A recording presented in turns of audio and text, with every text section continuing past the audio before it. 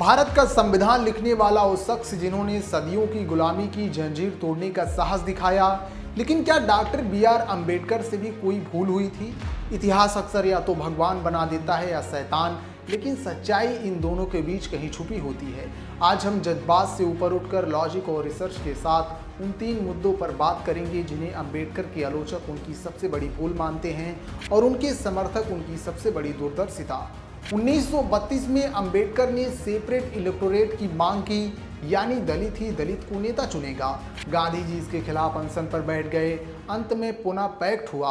आलोचक कहते हैं कि अगर अम्बेडकर उस दिन सेपरेट इलेक्टोरेट ले लेते तो दलित समाज आज एक अलग राजनीति का इकाई होता और शायद देश के कई हिस्से हो चुके होते।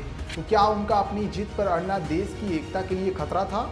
लेकिन इसका दूसरा पहलू देखिए। अम्बेडकर का तर्क था कि ज्वाइंट इलेक्टोरेट में दलित नेता हमेशा ऊंची जाति की पार्टी का गुलाम बनकर रहेगा। आज की राजनीति में जब हम रबर स्टैम्प नेताओं को देखते हैं तो लगता है कि शायद अम्बेडकर का डर सही था। तो क्या यह भूल थी या खोया हुआ मौका? कश्मीर का नक्शा, संविधान की किताब। कश्मीर और अनुच्छेद 370 यह काफ़ी दिलचस्प है। अम्बेडकर ने शेख अब्दुल्ला से साफ कहा था कि आप चाहते हैं कि भारत कश्मीर की रक्षा करे, लेकिन भारत का वहाँ कोई इकाई हक न हो, तो यह हम हरगिज नहीं होने देंगे। अम्बेडकर ने अनुच्छेद 370 को ड्राफ्ट करने से इनकार कर दिया था, लेकिन यहाँ सवाल उठता है कि कानून मंत्री होने के नाते क्या वो इसे पूरी तरह से रोक सकते थे? आलोचकों का मानना है कि अगर वो इसके खिलाफ और ज़्यादा कड़े होते या मंत्रिमंडल से उसी वक्त इस्तीफा दे देते तो कश्मीर की समस्या शायद इतनी गहरी न होती।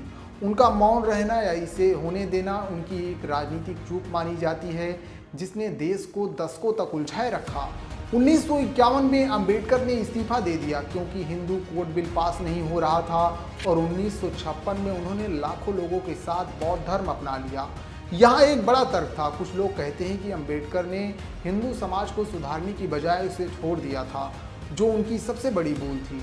उनका जाना हिंदू एकता के लिए एक बड़ा झटका था, लेकिन अम्बेडकर का शोध कहता है कि जाति प्रथा की जड़ें इतनी मजबूत थी कि उन्हें सुधारना नामुमकिन था। उन्होंने कहा था कि मैं हिंदू पैदा हुआ हूँ लेकिन हिंदू मरूंगा नहीं। उनका यह फैसला गुस्सा था या एक नया रास्ता? इसका फैसला आज भी भारत की सामाजिक स्थिति को देखकर किया जाता है। तो क्या अम्बेडकर से भूल हुई थी? अगर हम उन्हें एक इंसान माने तो फैसले में चूक होना स्वाभाविक है, लेकिन उनके हर विवादित फैसले के पीछे एक ठोस लॉजिक था। वंचितों का अधिकार, जिसे दुनिया भूल कहती है, वह उनके लिए अपने लोगों की सुरक्षा कवच था। इतिहास सही या गलत नहीं होता, इतिहास सिर्फ एक सबक होता है। अम्बेडकर के फैसले आज भी जिंदा हैं क्योंकि उनके सवाल आज भी जिंदा हैं। आपको क्या लगता है, अम्बेडकर का कौन सा फैसला सबसे बड़ा था? कमेंट में अपनी राय जरूर दें। ऐसे ही अपडेट्स के लिए हमारे चैनल को सब्सक्राइब जरूर करें। जय हिंद।